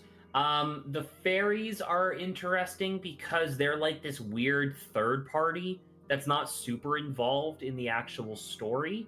They're obviously not foxes, and they are not necessarily aligned with the eyes of the far shore either. The fairies appear to just be like generic anomalies that exist within the video game, but all the fairies are conscious of the fact that they're in the video game. In fact, one of them very specifically is aware of the guy who designed the game. Names him by name and says like, hey, it's really exciting to be here. Not looking forward to going back into the chest, but at least I know Alex means well. And the name of the guy is Alex Shouldice, right? So it's like, stuff along those lines. Hey, what was the was that the fairy that you were talking about that had like a long spiel? Yes, that fairy is very funny because they keep clearly when they made the dialogue, like when they were doing it, they kept doing all these like gotcha moments where like the fairy says something really like scary and intense and then goes, just kidding, no, but seriously, and then like says something really crazy and then goes, just kidding, no, but seriously, and he does that like 6 times. It's pretty funny. That's okay. Did they explain like with the dark tomb? Like, what is it? Just like why tomb? It's just like a thing, just whatever. It's just part of the okay. The problem is that within the canon of the game itself, because remember, it was a game first, and then the entities within the game gain sentience by gaining access to the Holy Cross. So it turns into this thing. Oh, by the way, I guess I should mention that when they talk about the Holy Cross, once again, obviously they're talking about the D-pad, but this is specifically in reference to the idea of RAM mapping. RAM as in random access memory. So by doing certain inputs on old video game consoles quickly, you could remap the RAM on the console to change how the game functions. So in real life, when you do stuff like that, it leads to like Super Mario Brothers getting corrupted and you get to skip a bunch of levels or something. In their case, they were able to rewrite reality. So there you go. Interesting. Okay. But yeah, so it's like it's hard to tell exactly how much of the environment in the canon reality is just what was there when the video game was made versus what was added later by the Foxes. The best answer that I was able to see, like last week when I was looking up all this stuff, was that anything that you see that is super futuristic or super like celestial ephemeral, that's the stuff that was made by like the Foxes. Anything that looks like a normal like 3D video game, that was there already. Okay, and the Foxes themselves, like, because they're only in the spirit world, right? Or those are the ones who died because they're spirits, right? Yeah. Think of how many when you're going through the ziggurat, think of how many sarcophagi you saw when you were walking over the bridge towards the blue key. There was like a fuck ton, right? Mm-hmm. But there is a fraction that many spirits that are in canon reality. That's because a bunch of foxes just fucking left. They were like they did the whole thing where it's like, hey, we're gonna make this system with the Heir so that way it forces the world to like remain stable, and then we're just gone. Goodbye. Like you're gonna like it's very Christ-like in that, hey, you're gonna suffer for our sins, and then we're just gonna go off and do whatever we want. Okay, so I guess they're just somewhere else. More or less. That's interesting in of itself. Yeah. Trying to think if there's anything worth mentioning about Tunic. I guess, I mean, this has been me just yammering about like lore and stuff. We still haven't actually done our post-game digest yet. So yeah, that's true. Do you want to? Where do you want to leave? Are you fine with it just being on this screen? We can go back to the main menu. Like do New Game Plus, and then we'll just leave to main menu. Leave to title screen rather. My controller's being a butt. Can you? Would you be fine if you just clicked it? Because there's not really much else for me to do. The same.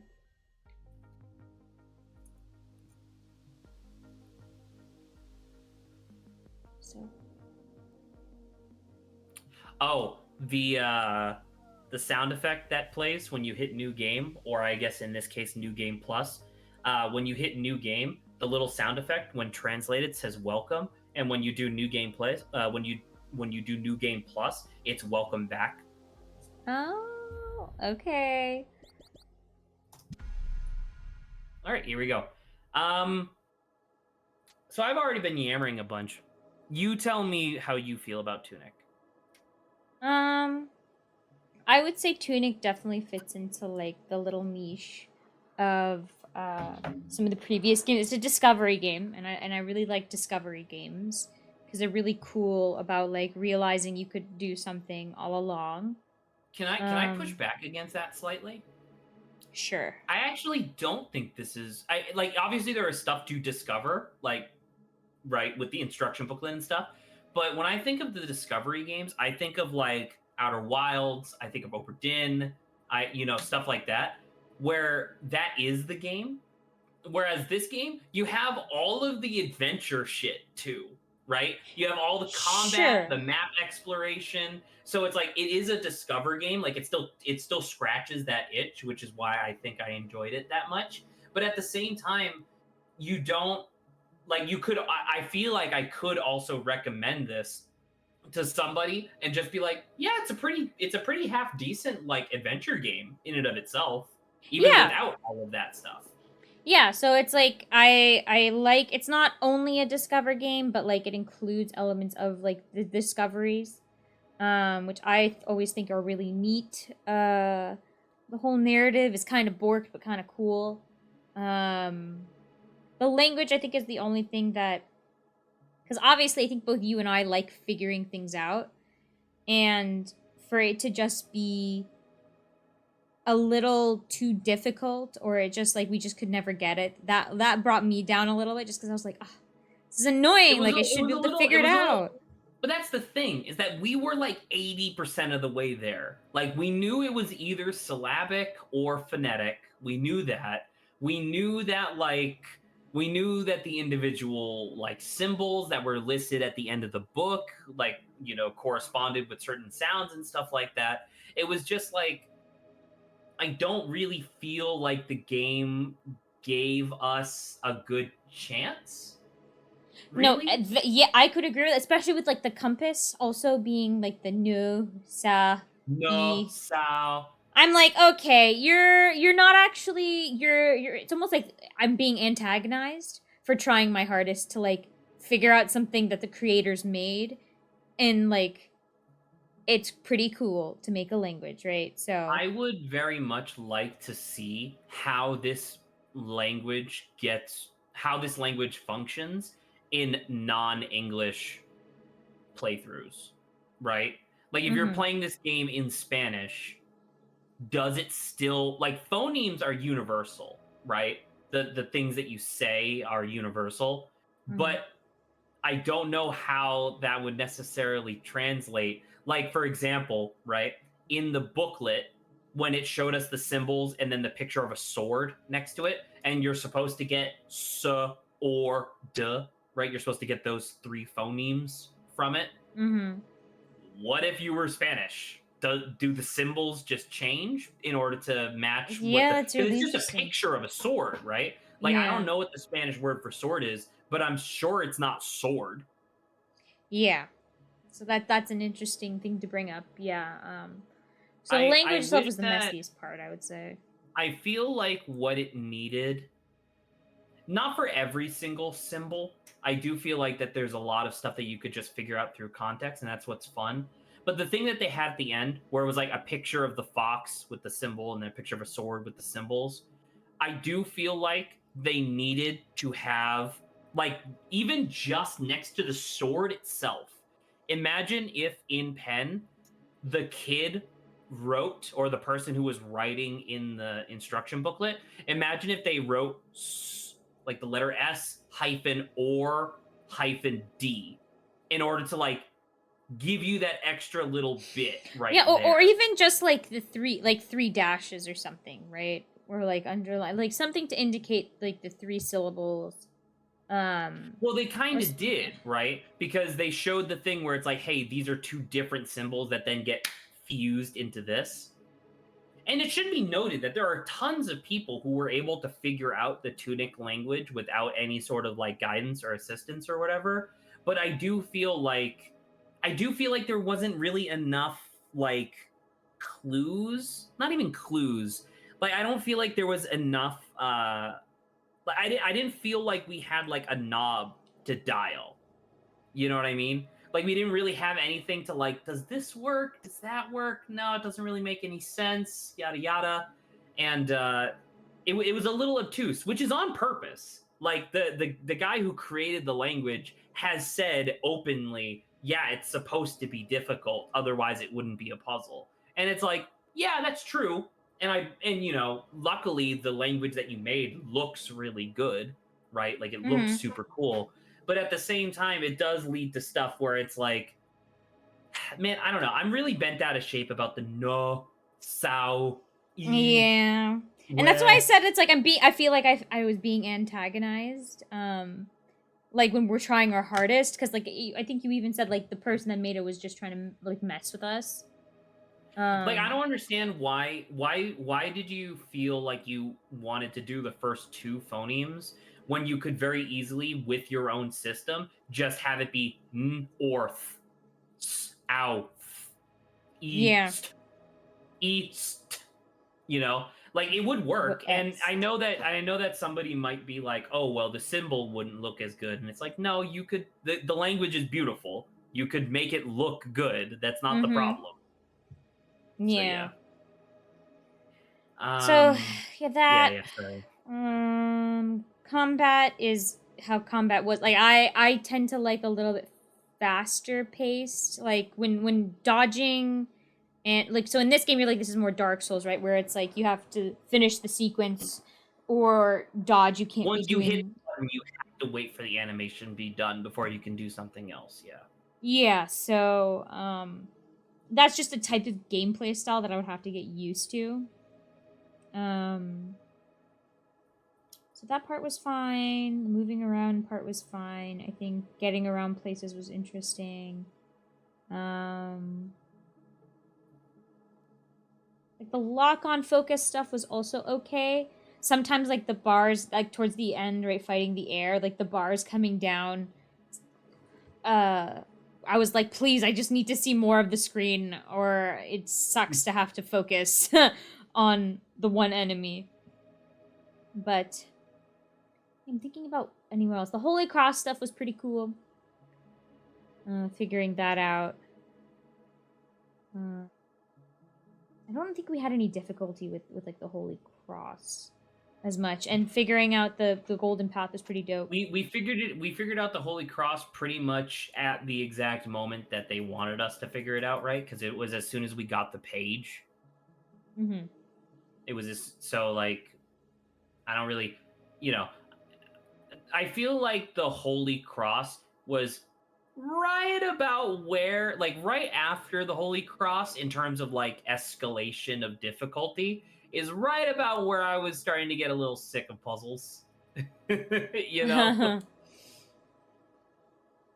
Yeah, I think the rest of it was pretty good. I don't know how I feel like we were incredibly thorough with the game, but clearly we seem to have missed actually still like a chunk of like stuff to pick up. You can get up to 8 for everything. Yeah, that's why I was like, I feel like we tried to be really thorough. So unless genuinely, I believe that a lot of those respawn in New Game Plus. Ah, okay. So who knows? Maybe we did find everything we could have seen in. I think it's extremely possible that we missed like 1 or 2, right? But I do believe that there are new ones that respawn in New Game Plus, because I know that, like, from the stuff that I was reading online, it's like all the bosses have new attack patterns. They're all tougher. Enemies are tougher, you know, stuff like that. So, yeah. While we were playing this game, I put it in my favorite games category on Steam. And I think it's still going to stay there. I think I'm just a little fatigued, is all. You know? I can agree, yeah. Kind of like how I was after, like, the Grant and Jesse playthrough of Outer Wilds, where it's like, I know I love Outer Wilds, but I was definitely fatigued of the game by the time that we had finished. And so I feel very similar to Tunic, I guess the only difference is that I don't know when I would show this to someone next. I feel like even if you were to show it to someone, I feel like unless they do more than what we do in terms, like they're obsessed with puzzles more than us, I would say like you wouldn't even like attempt to ask them to like translate the language. I would skip over like that. of course not. That would be absolutely batshit. But well, yeah. Right. For a normal, imagine asking a normal human being if they wanted to translate the Tunic language for fun. Well, that's it, and it's like I think out of our friend group, you and me are me and probably Lawrence are I think the most interested in stuff like that to begin with. So I'm like, I don't even know who you would show that would be more interested than us to just for fun. I guess what I mean is like Obra Dinn. I feel like Obra Dinn and Golden Idol. I feel like I can show most people that have an interest in something that's clever, right? Like if the person doesn't seem like a knuckle dragging Neanderthal, I can be like, hey, I think you'd be interested in this. Whereas the problem with Tunic is that it has that element in the form of the booklet, right? But at the same time, like the booklet and the Holy Cross and all that, and like the secret treasure chests and stuff like that, like all that is fantastic. But then it also has the Dark Souls combat stuff. Dark Souls combat stuff, yeah. It is true that there is options where you can just set it to no fail mode. Easier. Yeah. So no fail mode, you cannot die. No stamina restrictions. Your stamina audio puzzle assistance was on. That was on for us. Audio puzzle assistance is the wind chime. Oh, yes! Thank God that was there. Like I like listening to stuff, but like, oh man. It's one of my biggest criticisms about The Witness is that it's still to this day. There's a whole section, if you recall, from The Witness, the birds. where it's like, where it was like, well, it was birds chirping at first, but then it turns into a bunch of other stuff where it's like, oh, you're supposed to listen to the environment around you and then use that to solve the puzzle. And I look dead into camera and I'm like, what if somebody's hard of hearing? They just can't play your game. Then that seems like just bad design. But anywho, so how do I like wrap up my thoughts on Tunic? It's like it is genuinely incredible because it feels very similar to when we played Oxenfree however many years ago at this point, where I thought it was going to be just like, you know, semi-generic, like just pseudo visual novel game. And then the spooky shit started happening, and I was like, what the fuck? What's happening? You know? Whereas like Tunic very clearly had, like, from minute one, as soon as we saw the runic language, it was like, this game's got some stuff hidden. And then we got the first page of the instruction book, and I was like, oh. Yeah, that's pretty hype. Yeah. So that was really cool. I don't know. If you had to give the game an out of 10, what would you say? Like, I need to push aside how heavy, I guess, the language bothered me. I still would even say 8. That's like one. I would still even say 8. Like, it would still be really high. It would be 8, like, or 9. I would also say 8. Yeah. I don't think I would say a strong 8.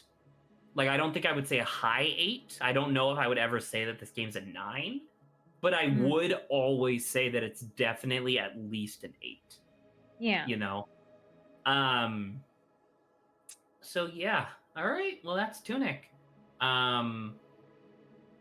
What's coming up next for us? Just for the sake of posterity, not that anyone's actually looking at this. We're going to be taking, or at least I am going to be taking a break for a bit because obviously this upcoming weekend I have the wedding, so I will literally not be in state in order to do anything. And then the weekend after that, I don't know. It's going to be my first weekend, like proper weekend after working. at like a real ass job. So we'll see. We'll see if we come back to streaming or if I need to take like an extended break just to get back into the swing of things. But hypothetically, assuming I do not immediately change the docket, the schedule, hypothetically, the next things that we're supposed to be playing are Pokemon Super Mystery Dungeon and Pokepark 2 Wonders Beyond. Oh, Pokemon! So I don't know. We might change that. We might not. Obviously, we never ended up playing Pikmin 4 on stream because things just didn't work out that way. So I don't know. I'll cross that bridge when I get to it. But that's that's like how the cookie crumbles for me. I will say, Saba.